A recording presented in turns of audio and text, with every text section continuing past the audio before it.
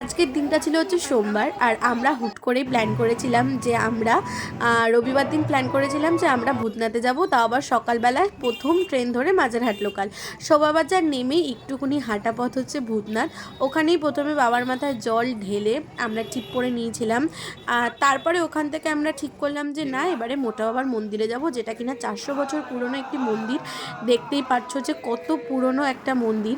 এখানে প্রথমে আমরা বাবার মাথায় জল ঢেলে নিলাম। আর সত্যি কথা বলতে এখানকার মানে ব্যবহার এত ভালো, আমার তো খুব ভালো লেগেছে। মানে মনের মতনভাবে বাবাকে পুজো দিতে পেরেছি। তা আবার এই সোমবার দিন, মানে এই সকালবেলাটাই শুরু হয়েছে আমার সুন্দরভাবে। আর দেখতে পাচ্ছ মন্দিরটা কত বড়, তাই জন্য এটার নাম হচ্ছে মোটা বাবার মন্দির। তারপরে গঙ্গাকে দর্শন করে আমরা প্রথমে খেয়ে নিয়েছিলাম হচ্ছে চা, তার আগে খেয়েছিলাম জল। আর এই যে পায়রাগুলো ছিল, পায়রাগুলোকে একটু জ্বালাতন করে আবার চলে যাচ্ছি বাড়িতে।